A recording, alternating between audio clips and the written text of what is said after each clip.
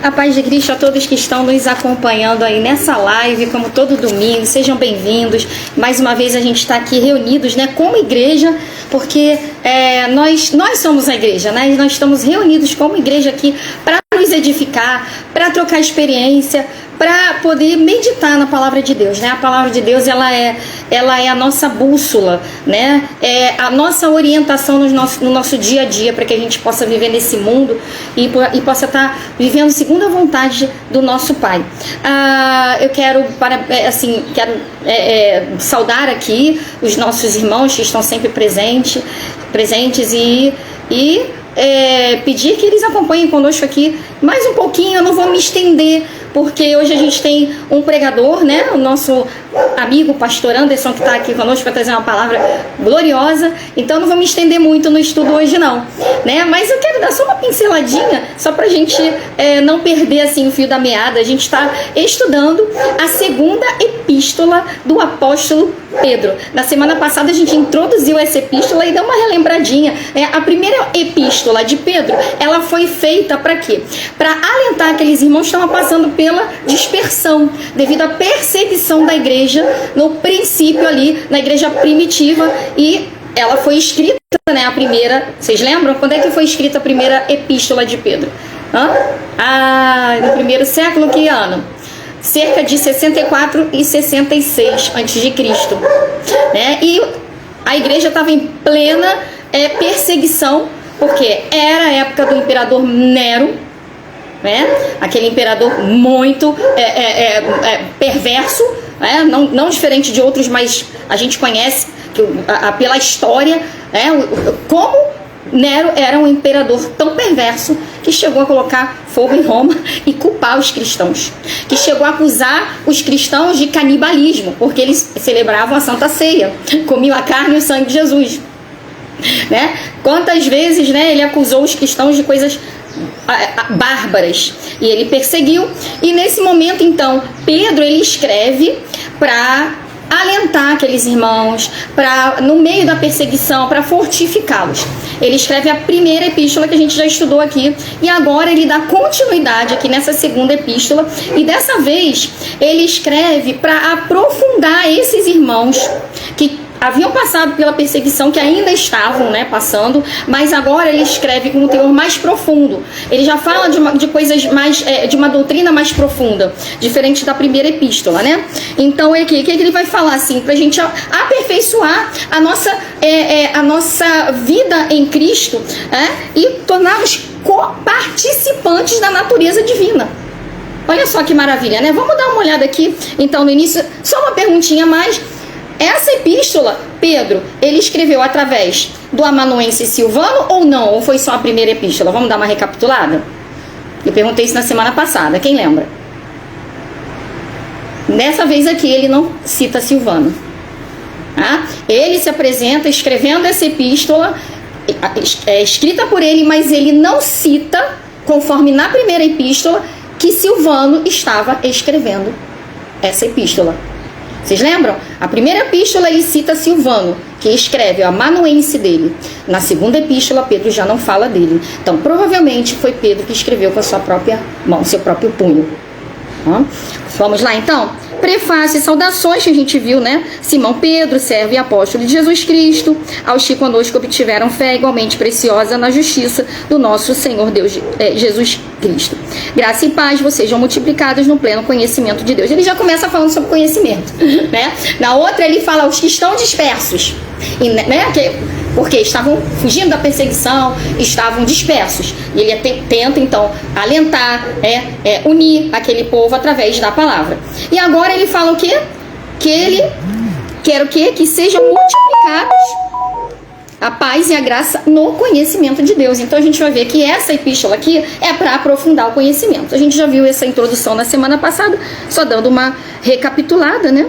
E aqui ele fala da piedade, da vida e da piedade, né? No versículo 3, eu estou passando rápido porque a gente já comentou isso.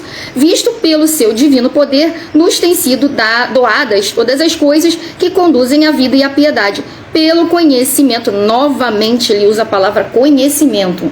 Então esse é o teor da epístola da segunda epístola. Conhecimento para quê? Para nos tornar co-participante da natureza divina. É a piedade pelo conhecimento completo daquele que nos chamou para a sua glória e virtude, pelas quais têm sido doadas as suas preciosas e muito grandes promessas, para que por elas vos torneis co-participantes da natureza divina. E aí, essa foi a pergunta, né? Como que nós, né, seres humanos comuns, pecadores, expostos a toda essa pressão do mundo, e que precisamos da misericórdia de Deus a todos os momentos para não cair em tentação, como que a gente vai, né, se tornar co-participante da natureza divina, né? Que foi o plano inicial de Deus, que nós fôssemos sua imagem e semelhança, que a gente estivesse ali com ele, né? Lado a lado com ele. E aí, a gente aqui vai ver como é que isso acontece. Primeiro foi pelo Senhor Jesus Cristo, pelo seu sacrifício puro, porque somente através dele, que foi perfeito, que não teve pecado, né? Que teve uma vida completamente perfeita diante do Pai, aqui como homem e como Deus nessa terra, através do seu sacrifício, do seu sangue puro, que aí nos redime do pecado e nos volta que nos dá a possibilidade de voltar, né, ao plano inicial de Deus, nos aproximarmos dele, né, como ele gostaria que fosse, sem que a gente tenha que fazer sacrifícios humanos, sem que a gente tenha que passar por sacerdotes humanos, mas diretamente com ousadia a gente agora consegue chegar diante de Deus, orar a Deus, ser ouvido por Deus, através do sacrifício de Jesus, que nos limpa de todo pecado e nos santifica. Então, primeiramente isso, é assim que a gente consegue se tornar, né, co-participante da natureza divina, livrando-os da corrupção das paixões que há no mundo. Por isso mesmo, vós, reunindo toda a vossa diligência, associai-vos com a fé, com a vossa fé, a virtude. A gente falou dessa progressão aqui, né? A gente passa pelo sacrifício de Cristo, a gente recebe o perdão, a gente então se torna salvo através de Jesus, né? Ele tira aquela dívida de pecado e aí começa um processo que Pedro começa a ensinar aqui, né? Que a salvação, ela é um processo. Você está salvo? Você está. Mas você vai viver a salvação através de um processo, um relacionamento com Deus. E como é que esse relacionamento vai ser? O que você vai ter que associar? Primeiro passo é a fé. A gente viu isso na semana passada. Ninguém pode chegar a Deus se não crer. A fé é o meio, né? Jesus é o caminho, mas o meio que você tem para chegar a esse caminho é a sua fé. Você tem fé, você crê em Jesus, você vai para Jesus, que é o caminho. Então, sem fé, ninguém pode agradar a Deus. Não vai poder nunca se aproximar dele. Mas fica só nisso? Não. Se fosse só a fé, ia parar aí. Mas a fé, ela exerce o quê? Ela exerce um desdobramento na sua vida espiritual de outras coisas que virão com ela. Ela faz com que você, né, que seja trabalhado em você outras coisas que vêm junto com ela. O que é que vem junto com essa fé, para que ela não fique uma fé inativa? Porque não adianta você crer e aí, tá bom, tô salvo, eu creio, porque o que diz na palavra? Que crer, até os demônios creem e estremecem. Acreditar, saber que ele existe, até os demônios sabem. Mas o que eu faço sem minha fé? Porque a fé sem obras é morta. Não é que eu vou ser salvo pelas obras. Eu faço as obras porque eu sou salvo. Eu sou salvo pela fé. Mas a fé, ela é operante. Porque se ela fica parada, né? Se eu fico, eu só creio e não faço nada, não dá fruto. E o que Jesus falou? Que toda árvore que não dá fruto, ela tem que ser o quê? E Jesus nos preparou para dar fruto. Então essa fé se desdobra em frutos. E como é que ela vai funcionar, né? Então, associando com a fé, a virtude, né? O poder de Deus em você, que vai te modificando, te transformando, te convertendo. O conhecimento, porque não adianta você ter o poder de Deus na sua vida e você não ter conhecimento. Porque se você não tem conhecimento da vontade de Deus, você acaba errando. Tem gente que crê, que tem bastante fé. Mas se você não conhecer as bases do Evangelho, o que Jesus quer, o que acontece? A pessoa acaba se desvirtuando, entrando por caminhos, fazendo coisas que Jesus não ensinou. Criando dogmas, criando doutrinas que Jesus não deixou. Não é? E não é isso que Deus quer. Então acaba se desviando daquela verdadeira fé. O conhecimento. Então, junto com a fé vem a virtude, com a virtude tem o conhecimento, e com o conhecimento, domínio próprio. O que a gente viu semana passada? Que domínio próprio é só a gente se segurar na hora que a gente está irado, né? É só a gente segurar na hora que a gente quer fazer algo que não é da vontade de Deus. O domínio próprio vai muito mais além. É muitas vezes a gente negar a nossa vontade, tomar a nossa cruz e seguir. É quando a gente tem o nosso plano e a gente quer fazer a nossa vontade, fazer os nossos próprios planos, e a gente tem que dizer não para o nosso plano, né? Dominar o nosso querer e deixar que quem domine a nossa vida? Deus e o seu espírito. Isso também faz parte do domínio próprio. Então, o domínio próprio é refrear a língua, o domínio próprio é refrear, né, as emoções que vêm para tentar fazer a gente pecar. Sim, também. Os pensamentos que vão nos destruir, sim, mas o domínio próprio também é você submeter a sua vontade, né, colocar ela em segundo plano e deixar que a vontade de Deus domine. O que mais que a gente viu também? A perseverança. Porque muitas vezes, diante da injustiça do mundo, dá vontade de desistir de tudo, né? A gente vê tanta injustiça, a gente vê... E Asaf, o salmista, já questionava isso. Por que o ímpio prospera? Por que o justo sofre dores? Então tem momento que você pensa assim, vou parar. Não é parar e desagradar a Deus, não é deixar de amar a Deus. É parar, sabe? Às vezes com coisas que você tem feito pela fé, para abençoar vidas, você tem feito projetos, e você tem se engajado naquilo, e às vezes as pessoas não te valorizam.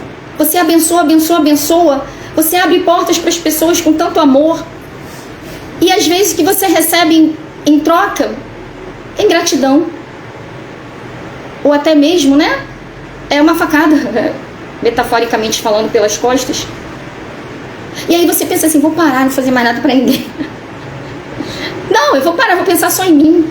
Ou então eu vou me trancar na minha casa e vou ficar só eu e Deus. Eu vou me afastar do ser humano, porque ser humano, quantas vezes a gente vê tanta iniquidade, tanta corrupção, que dá vontade, às vezes, você... Não, eu vou fazer, sabe o quê? Eu vou me trancar com a minha família e não quero mais saber de ninguém. Mas aí, como que você vai ser o sal da terra? Como que você vai produzir frutos de justiça? Como você vai impactar vidas? Aí é que chega o teu domínio próprio também, porque a vontade é fazer isso. Porque a gente vê um mundo tão cheio de sujeira, é tanta coisa, não é? Que é tanta decepção, que às vezes você pensa assim, não, agora eu vou pensar em mim. Vou pensar na minha família.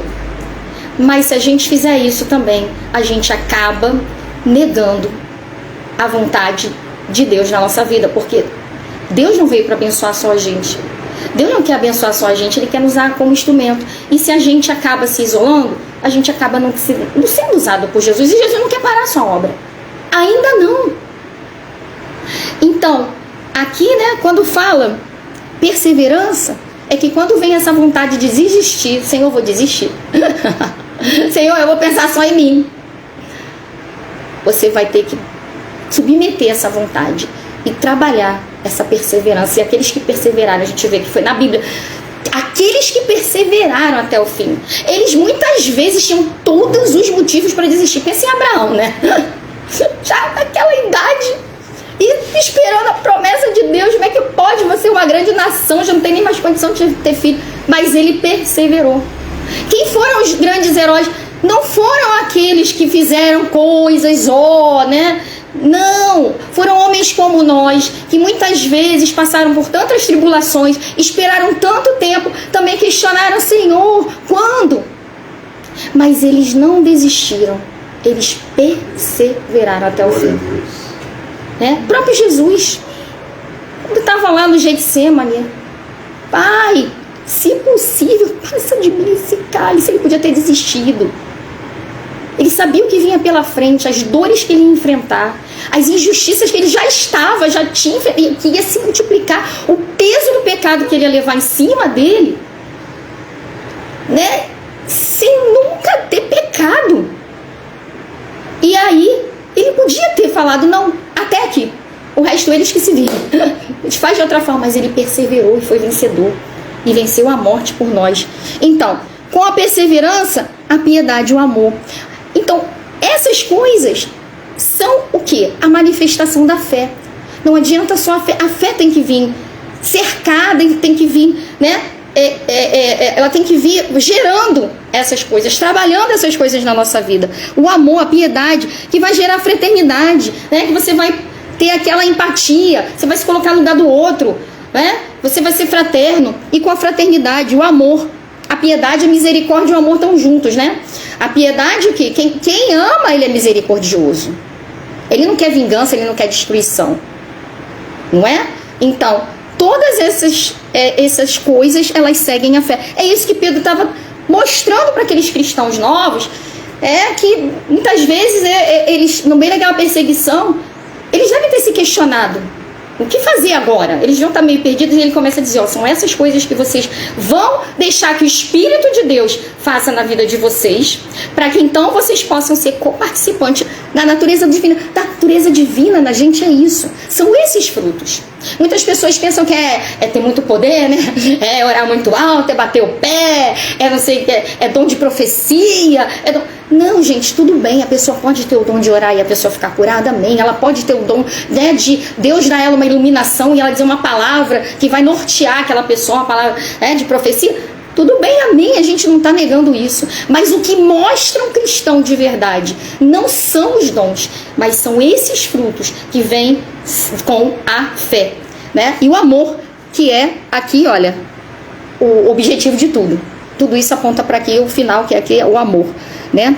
Então, porque essas coisas existindo em vós e em vós aumentando, você vê que também é gradual, vai aumentando, né? Conforme a pessoa vai vivendo com Cristo, vai conhecendo a Cristo, fazem que não sejais nem inativos, olha o que a gente falou lá no início, né? Nem infrutuosos no pleno conhecimento do nosso Senhor Jesus Cristo. Pois aquele a quem estas coisas não estão presentes é cego. Então, como é que a gente vai conhecer o verdadeiro cristão? Não é aquele que fala muito bem, não é aquele que sabe a Bíblia de Gênesis, Apocalipse de cor. Não impede que você saiba, não impede que você fale bem. Não é aquele, né, que ora muito bem. Nem é mesmo, é aquele que ora e até mesmo, né, a cura se manifesta, porque a cura vem pela fé daquela pessoa também que está crendo que vai ser curada. Não é aquele que tem o dom de revelar as coisas, mas como é que você vai conhecer um cristão que está maduro, que está na rocha? É por esses atributos que a gente está vendo aqui, por esses frutos, né, que a gente acabou de ver: a virtude, o conhecimento, o domínio próprio, a perseverança, a piedade, a fraternidade, o amor, né? E é isso que ele vai trabalhar durante essa epístola, que Pedro vai trabalhar, né, nesses cristãos que são os seus discípulos, são discípulos de Cristo dele também, porque ele é como se fosse ali um mestre, né? Ele está ensinando através dessa palavra aqui, da sua carta. Pois desta maneira, por isso, irmãos, é o versículo 10. Por isso, irmãos, procurai com diligência cada vez maior confirmar a vossa vocação e eleição. Porquanto, procedendo assim, não tropeçareis em tempo algum. Pois desta maneira é que em vós será amplamente suprida a entrada no reino eterno do nosso Senhor Jesus Cristo. Então, essas coisas aqui é que conduzem à salvação, né? Que acompanham a salvação em Cristo que a gente já recebeu. E eu vou terminando aqui, né, no versículo 12. Por esta razão, sempre estarei pronto para trazer-vos lembrados acerca destas coisas. Por que a epístola foi escrita, né, gente? É para que isso não caísse em esquecimento. Olha como é que Deus foi tão maravilhoso, né? Como é que Jesus falou: passarão os céus e a terra, mas as minhas palavras não passarão. Ele usou, Jesus, o Espírito de Jesus usou esses discípulos, esses apóstolos, para escreverem, para que aquilo que ele ensinou, que eles presenciaram, que eles viveram ao lado dele, né, em 3 anos, para que isso não fosse esquecido, para que chegasse até onde? 2025 anos depois, até nós. Então ele está aqui para que não seja esquecido, ele está sempre lembrando. Olha aqui, Pedro está lembrando aqueles que ali estavam, para que isso não caísse em esquecimento. E ele né, foi bem sucedido, porque hoje está aqui nas nossas mãos a epístola dele. O Senhor providenciou para que isso aqui não fosse perdido, né? O Espírito de Deus permitiu que chegasse até nós. Embora estejais certos da verdade, já presente convosco e nela confirmados. Também considero justo, enquanto estou neste tabernáculo. O que ele está dizendo? Enquanto ele está nesse corpo, porque nessa epístola Pedro já começa a ter uma ideia de que a sua partida estava próxima, né? A gente sabe que ele foi um mártir também. Ele já sentia ali pelas perseguições que ele estava passando, por tudo que estava acontecendo, pelos discípulos que estavam sendo martirizados, né? Que ele também, Jesus já tinha avisado ele. Jesus já tinha avisado ele que ele seria levado para onde ele não queria, ele seria amarrado, né? E ele já sabia que ele seria amarrado, que ele seria sacrificado. Que ele negou a Cristo lá atrás, mas que numa outra oportunidade ele realmente estaria fazendo aquilo que ele falou, que ele estava disposto a morrer por Jesus, que no momento ele o negou, mas Deus o trabalhou nele. Era uma pedra bruta, realmente uma pedra, a gente já falou aqui, Pedro era uma pedra bruta que Jesus foi polindo, até o ponto de que ele chegou ao momento de aquele Pedro lá atrás que negou por medo, mesmo estando ali com o mestre. Esse mesmo Pedro, né, depois, ele realmente, aquelas palavras que lá atrás ele falou, Jesus, eu estou disposto a morrer por ti, mas olha só, né? Depois ele, não, eu não conheço. O que depois acontece? Ele realmente vai cumprir aquilo que ele tinha falado. Ele já trabalhado pelo Espírito Santo, já polido, né, pelo Espírito Santo, já amadurecido, já fortalecido, já cumprindo o propósito de Jesus na sua vida, ele realmente vai ser levado ao sacrifício pelo Senhor e não vai negá-lo mais. Não vai negá-lo mais. Isso aqui é bonito, né? Como Jesus é maravilhoso. Diferença de Pedro e Judas. Eu estava pensando nisso outro dia, não sei quem eu ouvi que falou assim: Pedro negou a Jesus, Judas negou a Jesus, Judas traiu. E Pedro também. Mas qual foi a diferença? A diferença é que ele realmente se arrependeu. Todos nós estamos expostos a pecar, a cair. Mas existe uma grande diferença. Existe aquele que cai, mas que ele se arrepende e que ele realmente deixa que o Espírito Santo o converta, o transforme. E existe aquele que peca, mas não está disposto a ter arrependimento. Ele persiste no erro. Da mesma forma, se Judas tivesse, mesmo ele tendo trocado, Jesus por 30 moedas, achando que estava levando Jesus a cumprir o plano, de Deus, a libertar o povo judeu do domínio de Roma, porque isso passou na cabeça de Judas. Ele achou até que estava fazendo um favor. Mas ele não entendeu, ele deixou que Satanás o usasse para que ele achasse que ele queria ser um instrumento para levar o Messias. Ele não era ele. Ele tinha que submeter ao plano do Pai e não ele achar que ele ia colocar o plano de Deus na vida de Jesus. Ele tinha que entender que Jesus veio para cumprir o plano. E aí ele tentou colocar a mão onde ele não devia. Ele interferiu numa coisa que ele não tinha que interferir, mas acabou contribuindo. Porque Jesus tinha que morrer. Mas não precisava Judas ter feito aquilo. De alguma forma o plano de Deus ia se cumprir. E aí Judas se meteu. Deixou Satanás entrar no coração dele. E o que Jesus fez com ele? Jesus deu a ele a oportunidade também. Assim como ele deu a Pedro, que Pedro se arrependeu e agora estava aqui. Judas podia ter feito. Só que ele fechou o coração e preferiu ser filho do maligno. Não deixou o coração dele ser atingido pelo arrependimento, pelo Espírito Santo. Porque quando Judas levou os soldados romanos até Cristo, o que Jesus falou? Sai daqui, seu maldito, você já vai para o fogo eterno, você não tem jeito. Para que vieste, amigo? Naquele momento que ele chama Judas de amigo, ele deu a ele uma chance. Sabe? Amigo, olha só, amigo, ou seja, Jesus fez com que ele lembrasse os momentos, assim, deu a oportunidade para que ele lembrasse os momentos que ele viveu com Jesus. Ele sentou na mesa com ele, ele ouviu as palavras dele, participou de tantos milagres com ele. Amigo, mas nem assim. Ele não aproveitou aquela oportunidade que Jesus deu. E por isso, ele não teve, ali o arrependimento genuíno. e acabou tentando mais uma vez fazer de acordo com a sua vontade, e tirou a sua vida por remorso.